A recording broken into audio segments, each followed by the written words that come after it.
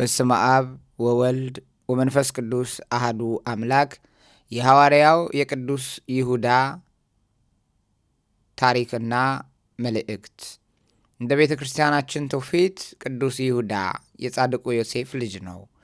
ዮሴፍ ከእመቤታችን ጋር ከመታጨቱ በፊት የነበሩት ልጆች ያዕቆብ፣ ዮሴፍ፣ ስምዖንና ይሁዳ በወንጌል ላይ የጌታ ወንድሞች ተብለዋል። ይሁን እንጂ ይህ ዝምድና የሥጋ ሳይሆን የቤት ውስጥ ወዳጅነት፣ አስተዳደግ የዮሴፍ ልጆች በመሆናቸው የመጣ አጠራር ነው። በተለይ በትርጓሜ መጻሕፍት ዘንድ የሚነገር አንድ ታሪክ አለ። ጻድቁ ዮሴፍ ለልጆቹ ርስቱን ሲያካፍል ለጌታችን ለኢየሱስ ክርስቶስም ድርሻ እንዲሰጠው በፈለገ ጊዜ ሌሎቹ ወንድሞቹ እንዴት አብሮን ላልተወለደ ርስት እናካፍላለን ብለው ሊቃወሙ፣ ያዕቆብ ግን የእኔን ድርሻ ከእርሱ ጋር እጋራለሁ ብሎ ነበር። ይሁዳም በኋላ ላይ ይህንን የእግዚአብሔርን ሥራ ተረድቶ የጌታ ታማኝ ተከታይ ሆኗል። መልእክቱን ማን ጻፈው? የይሁዳን መልእክት የጻፈው ይሁዳ ነው። ሐሰተኛ መምህራን ተነስተው ስለነበረ የእግዚአብሔር ጸጋ ለኃጢአት መስሪያ ፈቃድ ይሰጣል ብለው ያስተምሩ ነበር። የጌታችንን የኢየሱስ ክርስቶስን ጌትነት ይክዱ ነበር። በምዕመናን መካከል መለያየትንና የሥጋ ምኞትን ያስፋፉ ነበር። ስለዚህ ይሁዳ ለሃይማኖት እንድትጋደሉ መክራችኋለሁ በማለት ምዕመናኑን በኦርቶዶክሳዊ ተዋሕዶ እምነታቸው እንዲጸኑ ለማበረታታት ተነሳ ማለት ነው።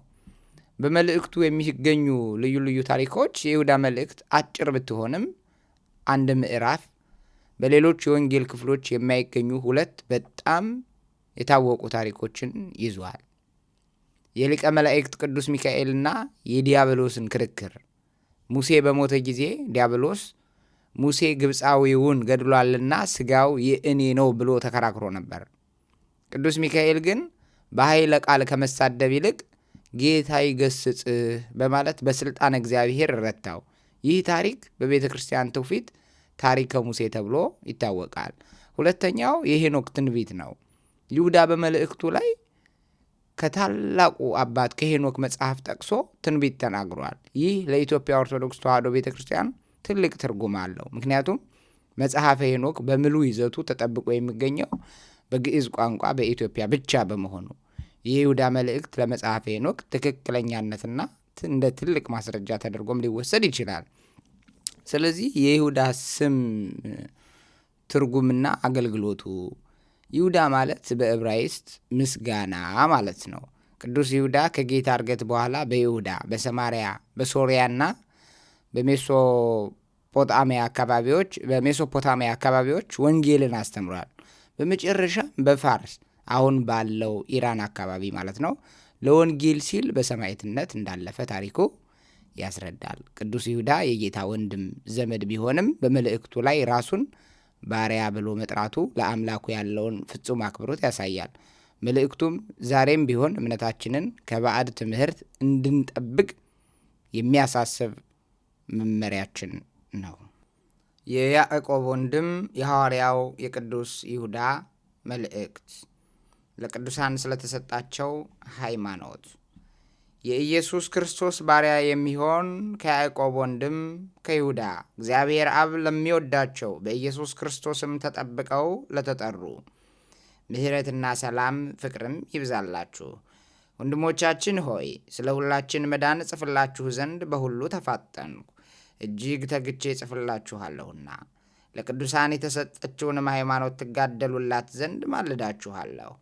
አስቀድሞ ለዚህ ፍርድ የተጻፉ በደለኞች ሰዎች ተቀላቅለውባችኋልና እነርሱም እግዚአብሔርን የማይፈሩና የእግዚአብሔርን ጸጋ ወደ ዝሙታቸው የሚለውጡ ብቻውን ንጉሥ የሆነ ጌታችን ኢየሱስ ክርስቶስንም የሚክዱ ናቸው።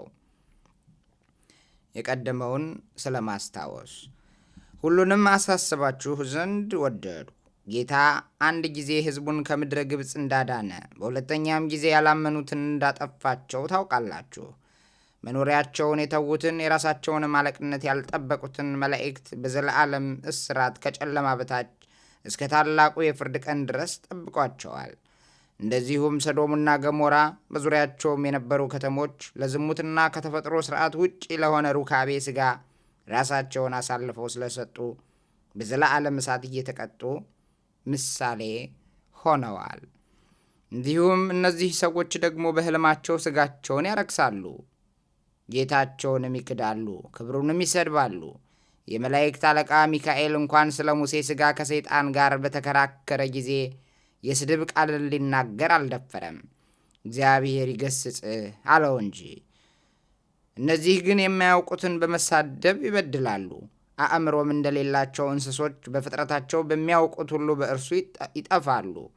ወዮላቸው! በቃየል መንገድ ሄደዋልና፣ በበለዓም የዓመፅ ዋጋም ተቃጥለዋልና፣ በቆሬም በወገኖቹም ክህደት ጠፍተዋል። እነዚህ ከእናንተ ጋር ሲጋበዙ በፍቅር ግብዣችሁ እንደ እድፍ ናቸው። እንደ እረኞች ያለ ፍርሃት ራሳቸውን ይጠብቃሉ። በነፋስ የተወሰዱ ውሃ የሌለባቸው ደመናዎች፣ ፍሬ የማያፈሩ 2 ጊዜ የሞቱ ከስራቸው የተነቀሉ በበጋ የደረቁ ዛፎች የገዛ ነውራቸውን አረፋ እየደፈቁ ጨካኝ የባህር ማዕበል ድቅድቅ ጨለማ ለዘላለም የተጠበቀላቸው የሚንከራተቱ ከዋክብት ናቸው። ከአዳም 7ተኛ የሆነ ሄኖክ ስለ እነርሱ እንዲህ ሲል ትንቢት ተናገረ። እነሆ እግዚአብሔር በሁሉ ላይ ይፈርድ ዘንድ ከአእላፋት ቅዱሳን መላእክት ጋር ይመጣል። ኃጥአንን ሁሉ ስለ ኃጢአታቸው ሥራ ሁሉ ከዳተኞችንና ኃጢአተኞችንም የማይገባውን ቃል ሁሉ በእርሱ ላለ ስለተናገሩ ይዘልፋቸዋል። እነዚህ እንደ ምኞታቸው እየሄዱ የሚያንጎራጉሩና ስለ ዕድላቸው የሚያጉረመርሙ ናቸው። እንዲረባቸውም ለሰው ፊት እያደሉ አፋቸው ትዕቢትን ይናገራል። ወንድሞቻችን ሆይ እናንተስ የጌታችን ኢየሱስ ክርስቶስ ሐዋርያት መጀመሪያ ያስተማሯችሁን ቃል አስቡ። በኋላ ዘመን ልቦናቸው የወደደውን የሚያስተምሩና በእነርሱ ኃጢአት ሌላውን የሚያስቱ ዘባቾች እንደሚመጡ ነግረዋችኋልና። በኃጢአታቸው የሚለያዩና ልቡናቸው በወደደው የሚያስቱ መንፈስ ቅዱስም ያላደረባቸው እነዚህ ናቸው። ወንድሞቻችን ሆይ እናንተ ግን በተቀደሰች ሃይማኖት ራሳችሁን እነጹ፣ በመንፈስ ቅዱስም ጸልዩ፣ በእግዚአብሔር ፍቅር ራሳችሁን ጠብቁ። ወደ ዘላለም ሕይወት የሚወስደውን የጌታችን የኢየሱስ ክርስቶስን ምሕረት ተስፋ አድርጉ።